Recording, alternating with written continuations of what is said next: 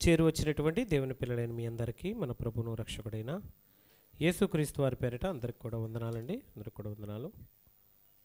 ప్రేమైన వారలారా, దేవుని యొక్క వాక్యానికి మనం ముందుకు సాగిపోదాం.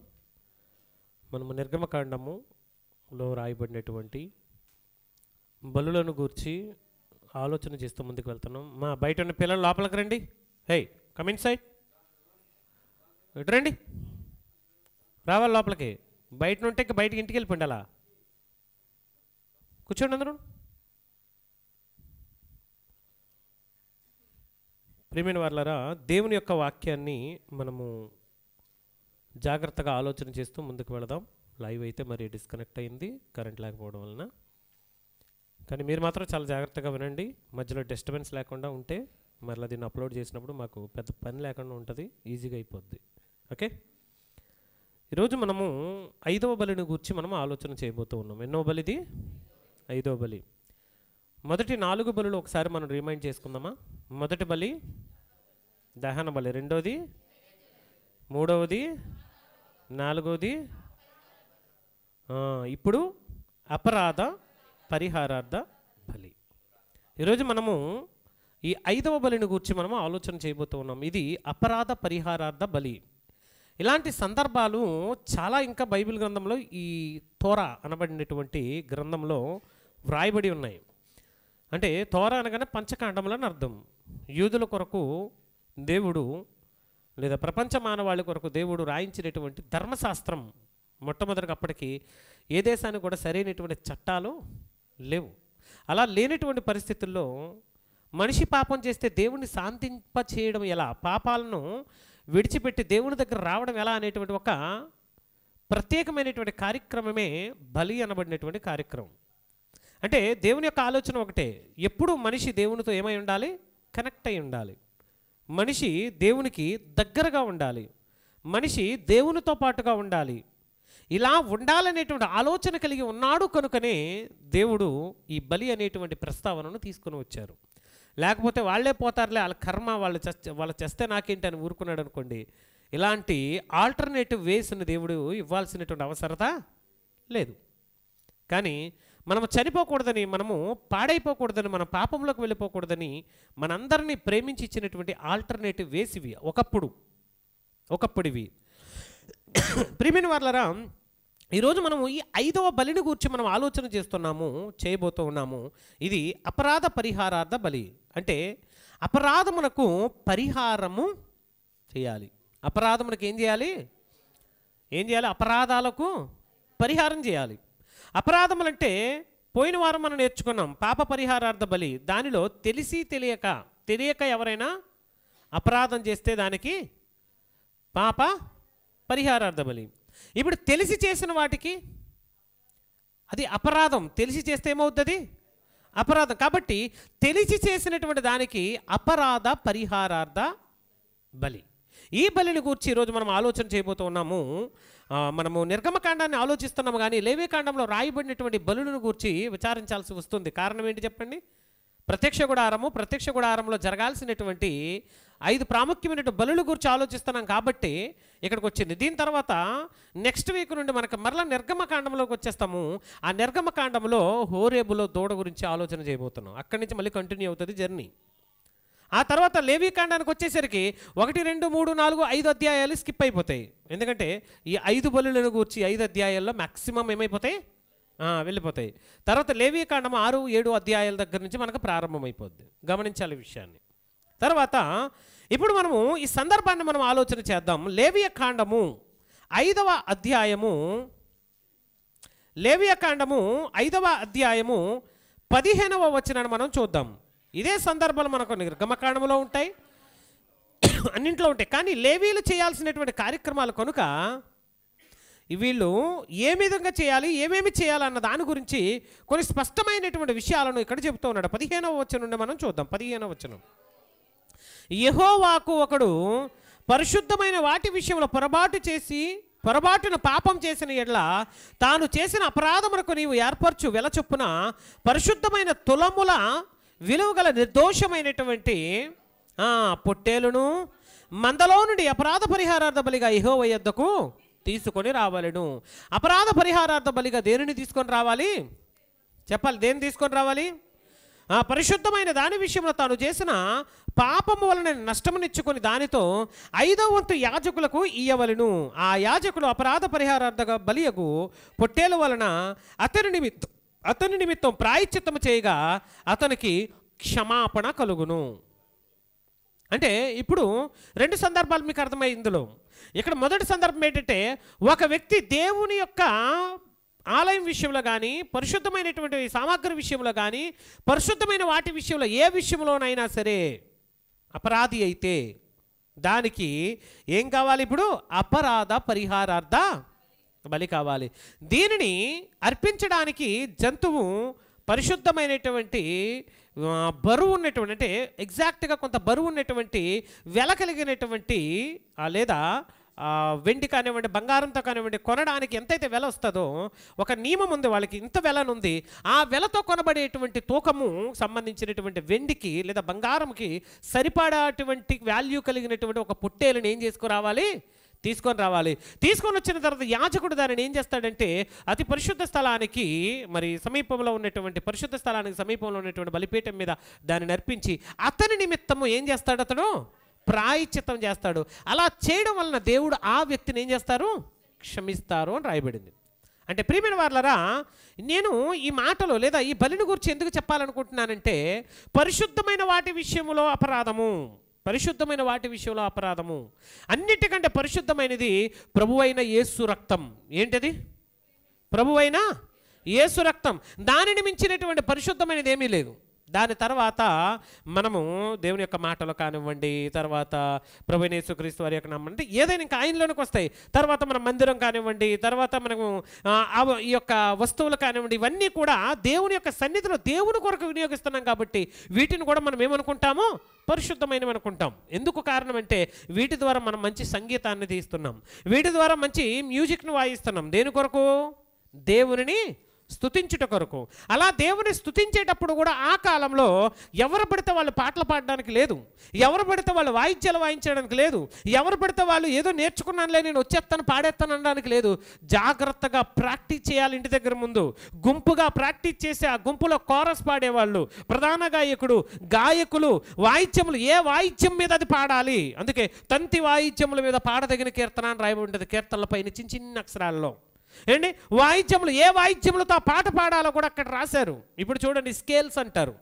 రిథమ్స్ వాయించే వాళ్ళు, మ్యూజిక్స్ వాయించే వాళ్ళకి స్కేల్స్ ఉంటాయి. ఏ స్కేల్లో వాయించాలని. అప్పట్లో నో స్కేలు. ఇప్పుడు గిటార్ ఉందనుకోండి ఒకటే స్కేల్ దంది, అంతే కదండి. మృదంగం ఉందనుకోండి ఒకటే స్కేల్, డ్రమ్ ఉందనుకోండి ఒకటే స్కేల్, రెండో స్కేల్ రాదు దానికి. కాబట్టి పనాలు డ్రమ్తో ఈ పాట పాడాలి, పనాల ఆ మృదంగంతో ఈ పాట పాడాలి, తబలాతో ఈ పాట పాడాలంటాం. అదే ఆర్కెస్ట్రాతో ఈ పాటే పాడాలని అంటావా? ఆర్కెస్ట్రా అనంతమైనది, కోట్ల మ్యూజిక్స్ దానిలో మనం ఏం చేసుకోవచ్చు? కంపోజ్ చేసుకోవచ్చు. కాబట్టి అప్పుడు ఆ పరికరాలు లేవు, ఆ పనిముట్లు లేవు, అలాంటి వాయిద్యాలు లేవు. ఉన్న వాయిద్యాలతోనే దాన్ని ఏం చేయాలి?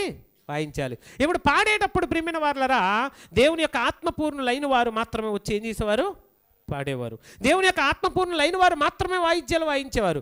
దానికి ప్రధాన గాయకులు ఉండేవారు, గాయకులు ఉండేవారు. జాగ్రత్తగా బ్రతివారు. ఇప్పుడు చూడండి, మన పిల్లలకు డ్రమ్ములు ఇచ్చేస్తాం, వాయిద్యాలు, కాంగోలు, ఆ కంజీలు అన్నీ జల్లి పడేస్తాం. ఎవరు ఎలా వాయిస్తారో తెలియదు, ఏదో మొత్తానికి వాళ్ళు కుదిరేసామని కూర్చుంటారు. కానీ ప్రతి వాయిద్యము నైపుణ్యం కలిగిన వాళ్ళు, నేర్పరితనం కలిగిన వారు మాత్రమే ఏం చేయాలి? వాయించాలి. ఆడుకోవడానికి పిల్లలు ఇవ్వడానికి ఇంటి దగ్గర కొనుక్కొని తెచ్చుకోండి. కానీ పాటల్లో ఉన్నటువంటి ఆ మాధుర్యాన్ని లేదా పాటలకు వాయించేటువంటి ఆ మాధుర్యాన్ని మనం ఏం చేయకూడదు? డిస్టర్బెన్స్ చేయకూడదు. అది అపరాధం అవుతుంది దేవుని సన్నిధిలో. గమనించండి. అర్థమవుతుందండి? పిల్లలకి ఏదో ఇచ్చేసాములే అని అనుకుంటున్నారు, కానీ వాళ్ళు మొత్తం కంగాళి చేసి పారేస్తున్నారు అంతా. అండ్ ఆ కంచెల్స్ ఉంటాయి, కానీ ఎవరు పాటలు కట్టే వాళ్ళు ఉండరు. ఎవరు ఆ చిన్న చిన్న పిల్లలు వాళ్ళకి నచ్చితే చెయ్యి పీకినంత సేపు కొడతారు, మళ్ళీ వదిలేస్తారు, మళ్ళీ చెయ్యి బాగున్న తర్వాత మళ్ళీ ఊగుతున్నారు. అంటే ఇదే నా పరిస్థితి. మీకు బాధ్యతలు లేవా? ఇవన్నీ అపరాధముల కిందకు వచ్చేస్తాయి. జాగ్రత్త. అర్థమవుతుందా? ఏదైనా పరిశుద్ధమైన వాటి విషయంలో ఒక వ్యక్తి అపరాధం చేసిన ఎడ్ల వాని కొరకు పొట్టేలు ఇవ్వాలి. పొట్టేలు కూడా ఒక పర్టికులర్ ఇంత వెల ఉంటుంది దానికి. ఓ పొట్టేలు ఇవ్వాలంటే మీరు మీ పిల్లలకి ఇప్పుడు రింగులు ఇస్తారా? ఏమో కంజీలు ఇస్తారా? డ్రమ్ములు ఇస్తారా? ఎంత జాగ్రత్తగా ఉంటారు బాబా. ఎందుకు వచ్చిన అసలు మీరు వాయిస్తారా చెప్పండి ముందు. అంటే ఎంత జాగ్రత్తగా ఉండాలి దేవుని సన్నిధిలో. ఇప్పుడు లేదు కాబట్టి మనకు నచ్చినట్లు మనం వాయించేసుకుంటున్నాం, నచ్చినట్లు మనం పాడేసుకుంటున్నాం. నో, పద్ధతి ఇప్పుడు పద్ధతే. దేవుడు ఒక దానిని మనకు చెప్తున్నాడంటే అది మనం అలవాటు చేసుకోవడానికి మాత్రమే దాన్ని ఏం చేశాడు, పరిచయం చేశాడు. మర్చిపోకండి, దానిని ఒక క్రమ పద్ధతిలో మనం చేయడానికి మాత్రమే దాన్ని పరిచయం చేశాడు. కానీ ఇప్పుడు ఇలాంటి చిన్న చిన్న వాటికి శిక్షలు ఉండవు. కానీ ఏదైనా దేవుని స్తుతించడానికి, గొప్పగా ఘనముగా స్తుతించడానికి కావలసినటువంటి వాటిని జాగ్రత్తగా వాడుకోవడంలో ఎటువంటి తప్పు కూడా లేదు. ఇక్కడ మనం చూద్దాం ప్రియమైన వారలారా, చేయకూడని యెహోవా ఆజ్ఞాపించిన వాటిలో దేనినైనా చేసి, చేయకూడనిదిని 17వ వచనం, యెహోవా ఆజ్ఞాపించిన దానిలో దేనినైనా చేసి ఒకడు పాపి అయిన ఎడల అది పొరపాటున జరిగినను అది అపరాధి అయి తన దోషమునకు ఏం చేస్తాడు, అది శిక్ష విధించును. 18 కావున నీవు ఏర్పరిచిన వెల చొప్పున మందలో నుండి నిర్దోషమైన పుట్టేలను అపరాధ పరిహారార్థ బలిగా అతడు యాజకుని యొద్దకు తీసుకుని రావాలని అతడు తెలియజేయకయ్య పొరపాటును చేసిన తప్పును గురించి యాజకుడు అతని నిమిత్తం ప్రాయశ్చిత్తము చేయగా అతనికి క్షమాపణ కలుగును. వచ్చేసాడు, వాయించేశాడు, అతనికి తెలియదు ఆ విషయం. వచ్చేసాడు, చేసేసాడు, అతనికి తెలియదు ఆ విషయం. అప్పుడు యాజకుడు అంటాడు, నువ్వు చేసిన తప్పు అనగానే అతడు తెలియక చేసిన తప్పు చేశాడు కాబట్టి ఆ తప్పు అపరాధముగా ఎంచబడింది. ఆ అపరాధానికి పుట్టేలు ఏం చేయాలి అంటే ఇప్పుడు దేవుని సన్నిధిలో నేను జస్ట్ ఎగ్జాంపుల్స్ మాత్రం చెప్పాను. ఇంకా ఎన్ని విషయాల్లో మనం తప్పిపోతూ ఉంటాం, మనం ఇంకెన్ని విషయాల్లో జారిపోతూ ఉన్నాం, మనం ఇంకెన్ని విషయాల్లో పాపంలో పడిపోతూ ఉన్నాం, ఇంకెన్ని విషయాల్లో దేవుని యొక్క సన్నిధిలో పరిశుద్ధతను మనం కోల్పోతూ ఉన్నాం. ఒక్కసారి ఆలోచించండి. వీటన్నిటి నిమిత్తం బలిలు వేస్తే ప్రతిరోజు ప్రతి చర్చిలోనూ కొన్ని వందల పొట్టేళ్ల తలకాయలు తెగాల్సిందే. ఇక బలి వేసుకోవడానికి సరిపోద్ది మనకి రోజంతా. ఆదివారం వస్తే ఏం చేస్తాం మనం, ఇంకా బలులు వేయడానికే సరిపోను. ఇంకా మళ్ళీ ఇంకా వాక్యం చెప్పడానికి, పాటలు పాడడానికి సమయం ఉండదు. తెచ్చిన మేకల మంద అలా నిలబడిపోద్ది, ఆ చివరికి వెళ్ళిపోద్ది. అదే పెద్ద వ్యాపారం అయిపోద్ది, అదే పెద్ద బిజినెస్ అయిపోద్ది అమ్ముకునే వాళ్ళకు కూడా. కానీ ప్రియమైన వారలారా, ఇవేవి లేకుండా, ఇవేవి కూడా మనకు అవసరం లేకుండా ఇదిగో ఆ పొట్టేలు స్థానంలో ప్రభు అయిన యేసుక్రీస్తు వారు మన పక్షాన ఏమయ్యారు, బలి అయిపోయారు. కాబట్టి ఇదిగో నీవు తెలిసి చేసిన తెలియక చేసిన ప్రతి అపరాధము నిమిత్తము ప్రభు అయిన యేసుక్రీస్తు వారి యొక్క రక్తం ఈరోజు మనకు అప్లై అవుతుంది అన్న సంగతిని మనం మర్చిపోకూడదు. అది అపరాధ పరిహారార్థ బలి. అతడు యెహోవాకు విరోధముగా అపరాధము చేసినది వాస్తవము. ఏంటది? వాస్తవము. 7వ అధ్యాయం 1వ వచనం, 7వ అధ్యాయం 1వ వచనం, లేవియకాండమే. అపరాధ పరిహారార్థ బలి అతి పరిశుద్ధము, దానిని గూర్చిన విధి ఇది అంటున్నాడు. చూడండి, అపరాధ పరిహారార్థ బలి ఎలాంటిది? అన్నిటికంటే పరిశుద్ధమైనటువంటి బలి ఇది. ఇది అతి పరిశుద్ధము. ఇది అతి పరిశుద్ధమైనటువంటి అపరాధ పరిహారార్థ బలిని గూర్చి ఆయన ఏమని చెబుతున్నాడు అంటే, దహన బలి పశువులను వధించు చోట అపరాధ పరిహారార్థ బలి రూపమైనటువంటి పశువులను నీవు వధించవలను. బలిపీఠము చుట్టూ దాని రక్తమును నువ్వేం చేయాలి? ప్రోక్షింపవలను. బలిపీఠము చుట్టూ దాని రక్తాన్ని నువ్వు ప్రోక్షించిన తర్వాత ఏం చేయాలి? ఆ క్రొవ్వంతటిని, అనగా దాని ఆంత్రములోని క్రొవ్వును, 2 మూత్ర గ్రంథుల డొక్కలపై ఉన్నటువంటి క్రొవ్వును, గ్రంథుల మీద క్రొవ్వును, కాలేయం మీద వపను తీసి దానిని ఎంతయు కూడా అర్పించవలను.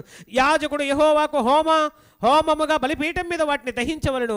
అది అపరాధ పరిహారార్థ బలి. క్రొవ్వు అనగానే మన శరీరంలో మన నిలువెత్తున ఉన్నటువంటి మన అహంకారానికి సూచన, మన యొక్క గర్వానికి సూచన. వీటినన్నిటినీ తీసుకొని వెళ్ళి ఎక్కడ తగలెట్టేయాలి అంటే, నువ్వు పొరపాటున తప్పు చేసినా సరే, సౌలు ఏం చేశాడండి? తప్పు చేశాడని తెలిసి కూడా ఏమన్నాడు? తప్పు చేశాను, నన్ను క్షమించాను అడగట్లా, నా నిమిత్తం నువ్వు ప్రార్థన చేయి. ఏమంటున్నాడు? నేను తప్పు చేశానా, అయితే నా నిమిత్తం నువ్వు ప్రార్థన చేయి. ఇగో జనాలు ఏమనుకుంటారో మొహమాటానికి పోయాడు. జనాలు వెళ్ళిపోతారేమో అనుకుని మొహమాటానికి వెళ్ళిపోయాడు. చేయకూడనటువంటి పని చేశాడు. అర్పించకూడని బలి యాజకుడు మాత్రం అర్పించాల్సిన బలి ఆ యొక్క సౌలు అర్పించడం వలన దేవునికి వ్యతిరేకముగా అతడు ఏం చేశాడు? పాపం చేశాడు. పాపం చేసినటువంటి అతను క్షమాపణ వేడుకోలేదు. ప్రియమైన వారలారా, పాపం చేసినటువంటి అతను క్షమించమని ఏనాడు కూడా దేవుని యొక్క సన్నిధిలో వేడుకోలేదు. ఆఖరికి తన చావును గూర్చి తానే సోది చెప్పే వాని దగ్గరికి వెళ్ళి, కర్ణ పిశాసము గల వాని దగ్గరికి వెళ్ళి తన చావును గూర్చి తానే కబురు తెచ్చుకున్నాడు. దేవునికి మహిమ కలుగునుగాక. ఎందుకు మహిమ దేవునికి? చెప్పండి. అంటే పాపము చేసిన వాడి పాపంలో ఏమైపోవాలి? ఏంటి? సోది చెప్పేవాడిని బ్రతకనియ్యకూడదని ఆనాడు ఆజ్ఞాపించినటువంటి అదే సౌలు మరలా అదే సోది చెప్పేవాని దగ్గరికి వెళ్ళాడు. ఇది పరిశుద్ధమైనటువంటి దాని విషయంలో అపరాధం కాదంటారా? కానీ ఏనాడు అపరాధమును గురించి తను పశ్చాత్తాపడిన వాడుగా మనకు కనబడడు. ప్రియమైన వారలారా, పరిశుద్ధమైనటువంటి దానిని అర్పించాలంటే అమాలేకుల దగ్గర నుంచి గొర్రెలను, రంకెలు, ఎద్దులను తీసుకొని వచ్చేసాడు. ఎందుకు? నీ దేవుడైన యెహోవాకు శ్రేష్టమైన వాటిని బలర్పించడానికని సాకు చెబుతున్నాడు. జనులు తీసుకొని వచ్చారు, నాకేం సంబంధం లేదంటాడు. రాజు, నీకు సంబంధం లేకుండా ఏం జరుగుతుందండి? రాజు అయినటువంటి సౌలుకు సంబంధం లేకుండా జనులు ఏమైనా తీసుకొని రాగలరా? ఏంటి? శాసము కూడా మిగలకుండా నాశనం చేయంటే ఏంటో కొన్నిటిని శ్రేష్టమైన వాటిని తెచ్చేసి దాచేసుకుంటావా? పైనుండి దేవుడు చూడట్లేదు? ఇవన్నీ కూడా, ఇలాంటివన్నీ కూడా దేవాతి దేవుడు ప్రియమైన వారలరా దేనికోసము అంటే ఇదిగో నువ్వు చేస్తున్నటువంటి అపరాధముల నిమిత్తమే ఈ బలిని ఏర్పాటు చేశాడు. ఇలాంటి వాటన్నిటినీ కూడా క్షమించాలి అంటే ఒక ప్రాసెస్ కావాలి. ఆ ప్రాసెస్ కావాలి అంటే ఈ అపరాధ పరిహారార్థ బలే దీనికి ముఖ్యమైనది. ఇది అందుకే దీన్ని అంటాడు ఇది అతి పరిశుద్ధమైనది. అంటే బలుల్లో ఏ బలి విషయంలో అతి పరిశుద్ధం అని చెప్పలేదు, కానీ దీని విషయంలో ఏమని చెప్తున్నారు? అతి పరిశుద్ధమైనది. 5వ వచనంలో మనం చదువాం ప్రియమైన వారలారా, యాజకుడు యెహోవాకు హోమముగా బలిపీఠం మీద దాన్ని దహింపవలెను. అది అపరాధ పరిహారార్థ బలి. యాజకుల ప్రతి మగవాడు దానిని తినవచ్చు. అది అతి పరిశుద్ధము. పరిశుద్ధ స్థలములోనే దానిని ఏం చేయాలి అంటే ఆ యాజకుడు తినాల్సినటువంటి దానిని కూడా అక్కడే తినేయాలి. మళ్ళీ ఇంటికి తీసుకున్న దానిని వెళ్ళకూడదు. అందులో మరలా ఎవరు తినాలి? పురుషులు మాత్రమే తినాలి, మగవాళ్ళు మాత్రమే తినాలి. ఇవి చాలా రూల్స్ ఉండేవండి, చాలా రెగ్యులేషన్స్ ఉండేవి. ప్రతిదానికి ఒక కట్టడ, ప్రతిదానికి ఒక పద్ధతి ఉండేది ప్రియమైన వారలారా. ఆ కట్టడ, ఆ పద్ధతి ప్రతిదీ కూడా దేవుని యొక్క సన్నిధిలో క్రమముగా వెళ్ళడానికి, క్రమముగా రావడానికి మరి ఆ రోజు చాలా జాగ్రత్త పడ్డారు అన్న సంగతి మనము గ్రహించాలి. ప్రేమైన వారలారా, ఈరోజు క్రొత్త నిబంధనలో ఉన్నటువంటి మనకు ఇది ఎలా అప్లై అవుతుంది ఇప్పుడు చూద్దాం. క్రొత్త నిబంధనలో ఉన్నటువంటి మనకి ఇది ఎలా అప్లై అవుతుంది, ఎలా అప్లై చేసుకుంటే మనం ఈ అపరాధ పరిహారార్థ బలిలో ప్రేమైన వారలారా మనం అతి పరిశుద్ధమైనటువంటి వాటి విషయంలో చేసినటువంటి ప్రతి పొరపాటు నుండి ఎలా తప్పించుకుంటామో కొన్ని విషయాలు మనం చూద్దాం. రోమీలకు రాసిన పత్రిక 5వ అధ్యాయము 20వ వచనాన్ని మనము చదువుదాం. రోమీలకు రాసిన పత్రిక 5వ అధ్యాయము 20వ వచనాన్ని చదువుదాం. మరియు అపరాధము విస్తరించినట్లుగా ధర్మశాస్త్రం ప్రవేశించును, అయినను పాపము మరణమును ఆధారము చేసుకుని ఎలాగూ ఏలెనో అంటున్నాడు. చూడండి, అపరాధం విస్తరించినట్లుగా అంటే అపరాధం బట్టబయలవడానికి ఏది ఉపయోగపడింది? ధర్మశాస్త్రం. అంటే ధర్మశాస్త్రం వచ్చింది కాబట్టి పాపం వచ్చేసిందని కాదు, అక్కడ పాపం ఉన్నది. ఆ పాపముని డిక్లరేషన్ ఇచ్చింది. పాపమును ఏం చేసింది? అది డిక్లరేషన్ ఇచ్చింది. ఇప్పుడు నేను వెళ్ళి ఒక సహోదరుని తప్పమని కొట్టడము సరదాగా కొట్టాను అన్నాను అనుకోండి, అది పెద్ద నేరమా? కాదు.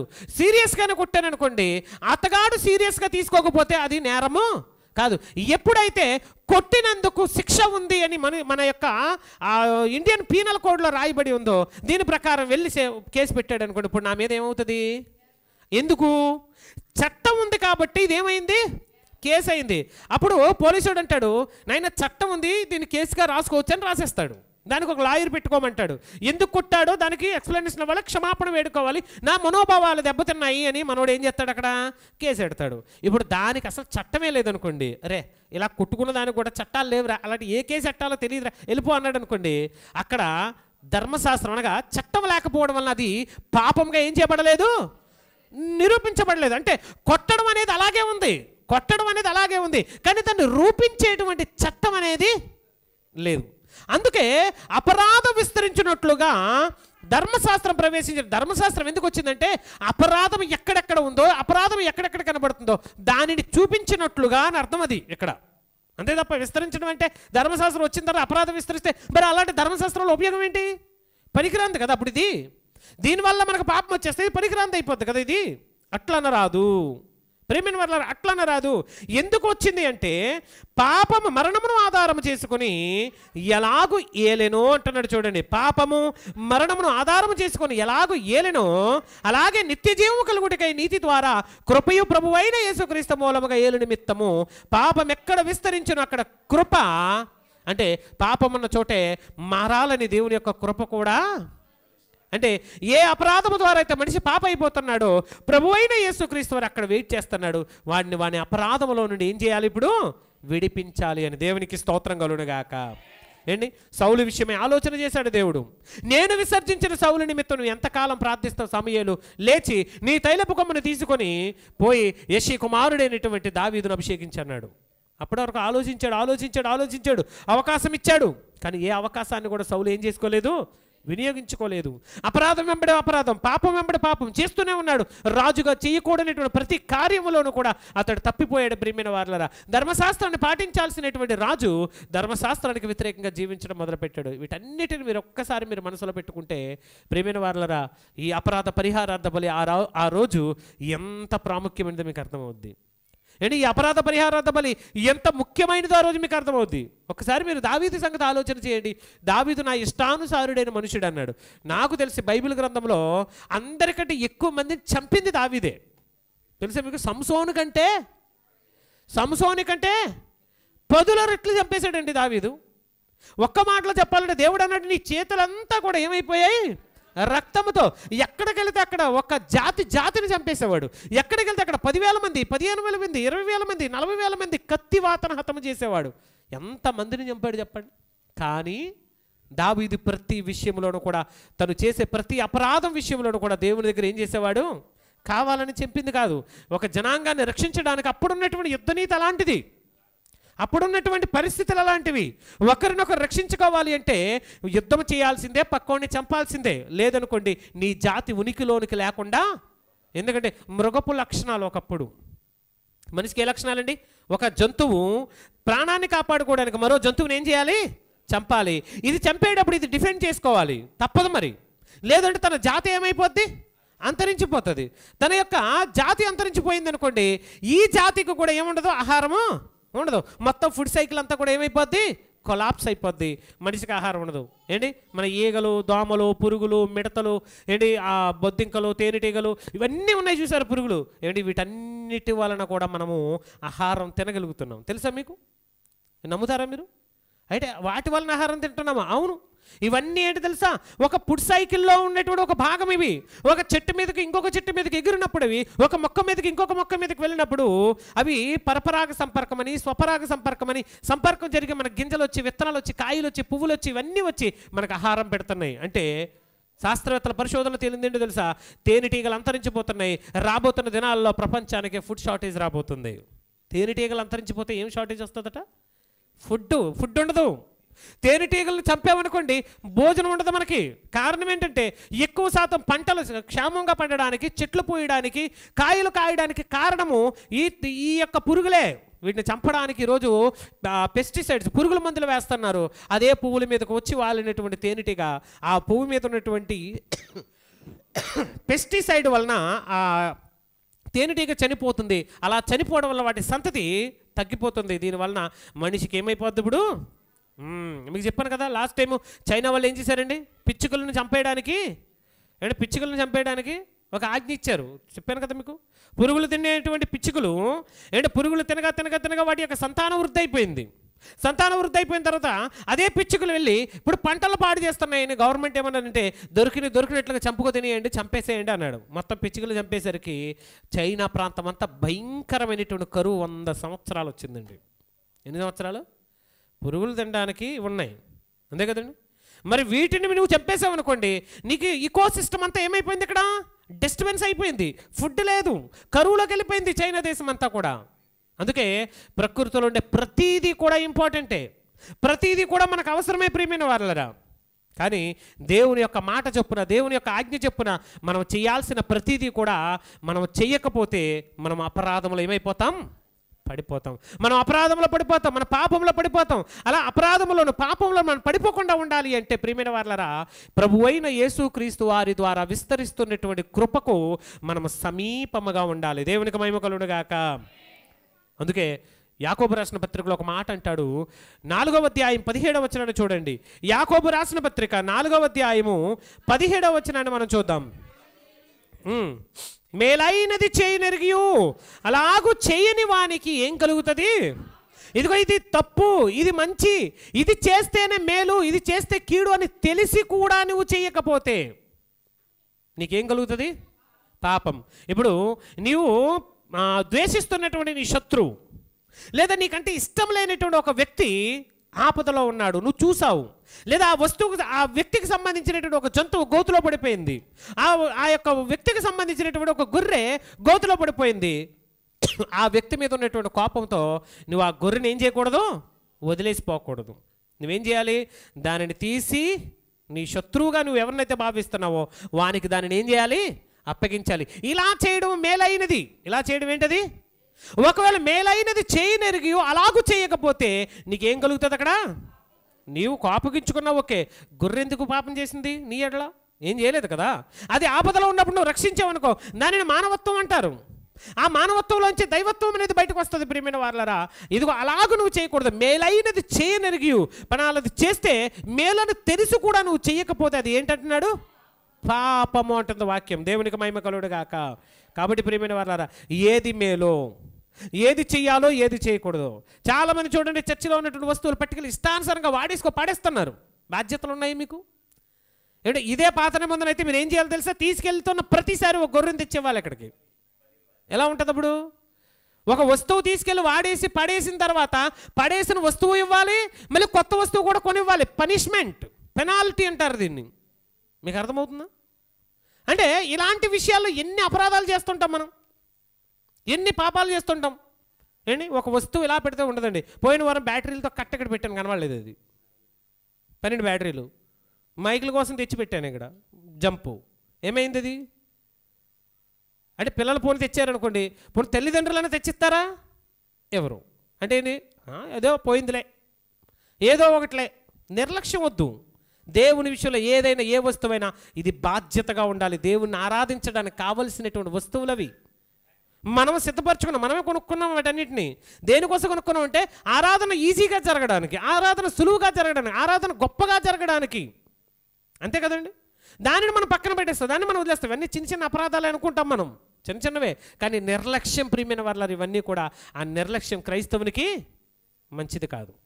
ఆ నిర్లక్ష్యం క్రైస్తవునికి మంచిది కాదు. మేలైనది ఏదైతే మేలో అదే చెయ్యి. ఏదైతే కీడో దాని జోలికి నువ్వు, అది నీకు మంచిది కాదు, సంఘానికి మంచిది కాదు, నీ కుటుంబానికి కూడా, ముఖ్యంగా మన ఆత్మీయ జీవితానికి అస్సలు అది మంచిది కాదు. అందుకే ప్రియమైన వారలారా, మనం ప్రతిదినము కూడా మన అపరాధములను మనం ఒప్పుకుంటాం, మన దోషములను మనం ఒప్పుకుంటాం.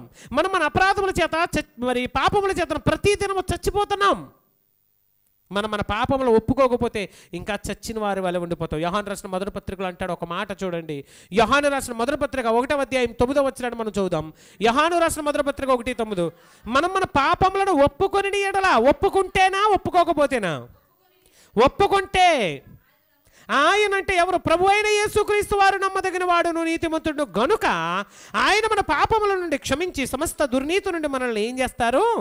పవిత్రులనుగా చేయును. సమస్త దుర్నీతి నుండి మనల్ని పవిత్రులుగా, అంటే మనం చేసింది దుర్నీతే, మనం చేసింది అపరాధమే, మనం చేసింది పాపమే. వాటి నుండి దేవుడు మనల్ని విడిపించాలి అంటే ఒకే ఒక్కటి, ప్రియమైన వారలారా, ప్రభువైన యేసుక్రీస్తు వారిని నమ్ముకోవాలి. ఆయన నమ్మదగిన వాడు నీతిమంతుడు కనుక మన పాపములను క్షమించి సమస్త దుర్నీతి నుండి మనల్ని ఏం చేస్తారు? ఆయన పవిత్రులుగా. ఎలా చేస్తారు మనల్ని? పరిశుద్ధులుగా. ఎలా చేస్తారు మనల్ని? నీతిమంతులుగా. ఎలా చేస్తారు మనల్ని? చెప్పండి. దేవుని రాజ్యానికి వారసులుగా మనల్ని చేసి ఆయనను మనల్ని నిలవబెడతాడు. నువ్వు యేసయ్యను విడిచిపెడితే, యేసయ్య బలిని విడిచిపెడితే, యేసయ్య త్యాగమును విడిచిపెడితే ఎన్నటికీ కూడా నువ్వు పరిశుద్ధుడు కానే, నీలో ఉన్నటువంటి ఆ అపరాధం అలాగే ఉండిపోద్ది. దానికి ఎప్పటికీ కూడా పరిహారం అనేది కలుగదు. ప్రియమైన వారలారా, హెబ్రీయులకు రాసిన పత్రిక 9వ అధ్యాయం 15వ వచనంలో ఈ పాత నిబంధనకు సంబంధించినటువంటి కొన్ని విషయాలను అక్కడ చెబుతూ ఉన్నాడు. చూడండి. ఈ హేతువు చేత, అంటే ఈ కారణము చేత. ఏ కారణము? మనిషి ఇదిగో ప్రతిదినము కూడా బలయ్యడం, ప్రతి సంవత్సరం బలయ్యడం, మళ్ళీ పాపం చేయడం, బలయ్యడం, పాపం చేయడం, బలయ్యడం, పాపం చేయడం, ఒకటెళ్ళి ఒకటి వచ్చి అన్నట్లు. అంటే మొత్తం జీవితాంతకాలం ఏం చేస్తున్నాడు మనిషి? పాపం చేసేసేవాడు, తీసుకెళ్ళి సంవత్సరం ఆఖరణ బలేసేసేవాడు. అంటే పాపాలు వాడికైపోయాయి, బలులు కూడా వాడికైపోయాయి. అందుకని దేవుడు అంటున్నాడు, ఈ హేతువు చేత మొదటి నిబంధన కాలంలో జరిగిన అపరాధముల నుండి, మరి బలిలేశారు కదా, బలిలేసినా సరే మొదటి నిబంధన కాలంలో ఏం కలగలేదు? విమోచనం కలగలేదు. పరిశుద్ధమైనటువంటి వ్యక్తులుగా వారు మారలేకపోయారు, నీతిమంతులుగా వారు తీర్పు తెచ్చబడలేకపోయారు. మొదటి నిబంధన కాలంలో జరిగిన అపరాధముల నిమిత్తమై విమోచనం కలిగి ఆయన మరణం పొందినందున, అంటే యేసుక్రీస్తు వారికి బిఫోర్గా మరణించినటువంటి ప్రతి ఒక్కరి కొరకు కూడా ప్రభు అయిన యేసుక్రీస్తు ఏమయ్యారు? మరణించారు. దేవుని కొరకు బ్రతికి చిన్న చిన్న పాపాలను మూటకట్టుకొని వెళ్ళిపోయి చనిపోయిన ప్రతి ఒక్కరి కొరకు ఎవరు మరణించారు? యేసుక్రీస్తు వారు మరణించారు. ఆయన బిఫోర్గా ఉన్న వారి కొరకే మరణిస్తే ఆఫ్టర్ యేసయ్య తర్వాత వచ్చినటువంటి మన కొరకు అదే త్యాగము, అదే ప్రాణత్యాగము, అదే మరణము, అదే రక్తము, అదే జీవము. దేవునికి మహిమ కలుగునుగాక అంటున్నాడు. పిలువబడిన వారు అంటే మనం ఎవరు? వీళ్ళు పిలువబడిన వారు నిత్యమైన స్వాస్థ్యమును కూర్చున్న వాగ్దానం పొంది నిమిత్తము ఆయన క్రొత్త నిబంధనకు ఏమై ఉన్నాడు? పాత నిబంధనలో ఉన్న వాళ్ళకి క్రొత్త నిబంధనలో ఉన్న వాళ్ళకి మధ్యలో వాళ్ళకి వీళ్ళకి విమోచన ఇవ్వడానికి మిడిల్లో ఆయన ఏమై ఉన్నాడు? వారధిగా ఉన్నాడు. ఏమై ఉన్నాడు ఆయన?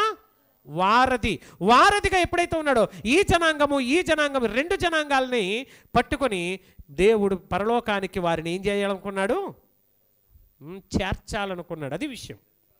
ఆయన చేర్చడానికి ఆయన మధ్యవర్తిగా వచ్చాడు. ఎలా వచ్చాడు? మరి చేర్చాలి అంటే ముందు ఎవరి చెంతకి వెళ్ళాలి? యేసయ్య చెంతకి వెళ్ళాలి. యేసయ్య చెంతకి వెళితే ఆయన చేరుస్తాడు. మరి ఆయన దగ్గరికి వెళ్ళిన తర్వాత ఎలా వెళ్ళాలి అంటే పశ్చాత్తాపపడి వెళ్ళాలి. ఎలా వెళ్ళాలి చెప్పాలి?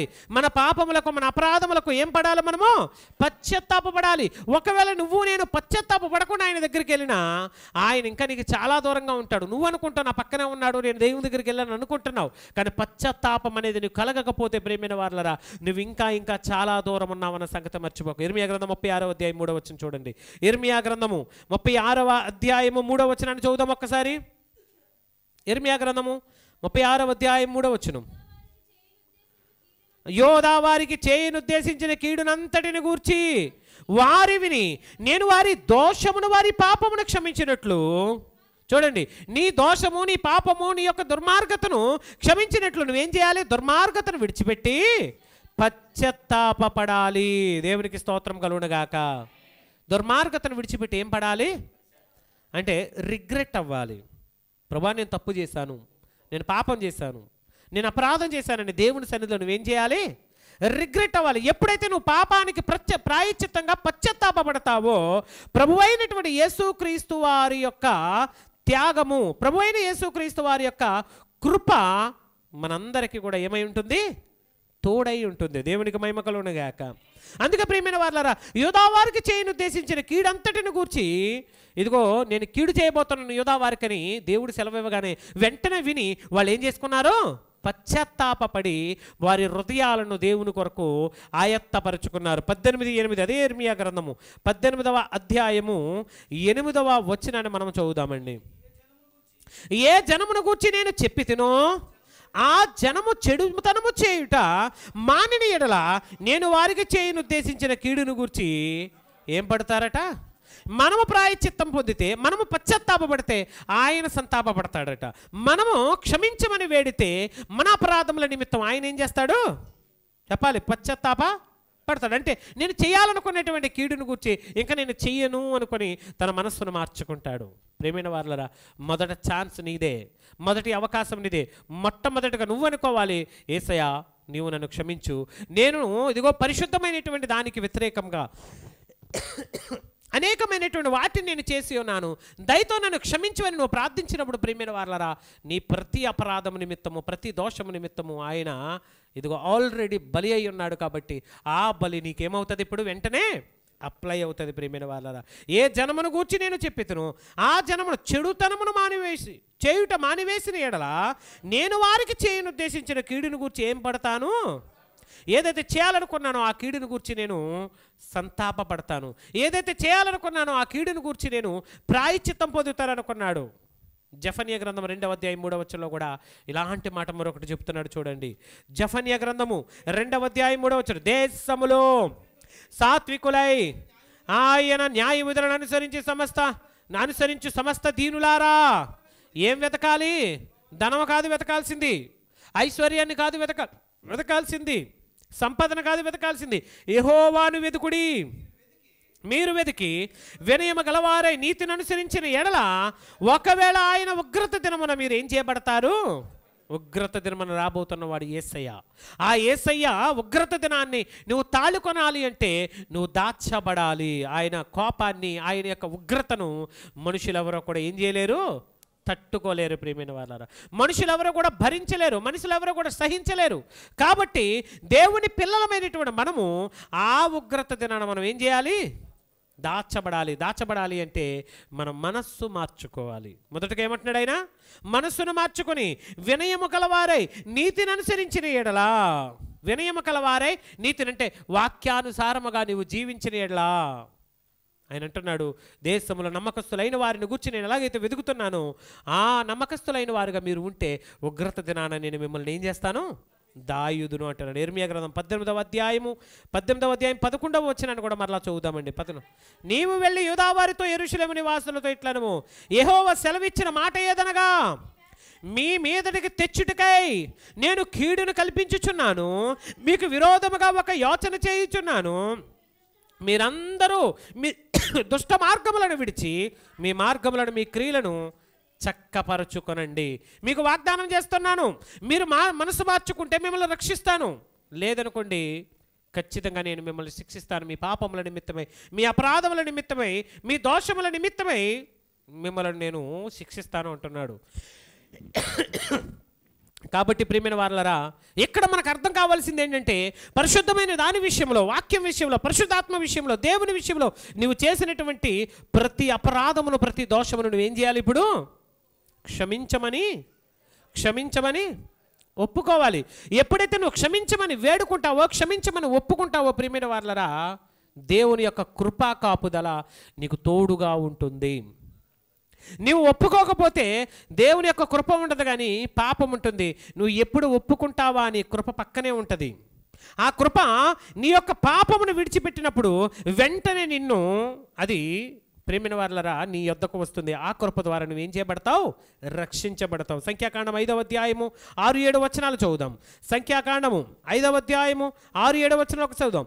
పురుషుడు కానీ స్త్రీ కానీ యెహోవా మీద తిరగబడి మనుషులు చేసి పాపములలో దేనినైనా చేసి అపరాధులగునప్పుడు, అంటే యెహోవా మీద తిరగబడ్డం అంటే దేవుని మీద తిరగబడ్డం, దేవుని మీద తిరగబడ్డం అంటే యేసయ్య మీద తిరగబడ్డం, యేసయ్య మీద తిరగబడ్డం అంటే వాక్యం మీద తిరగబడ్డం, వాక్యం మీద తిరగబడ్డం అంటే చెప్పింది చేయకపోవడం. అర్థమైంది? ఇప్పుడు యెహోవా మీద తిరగబడ్డం అంటే అర్థం ఏంటి?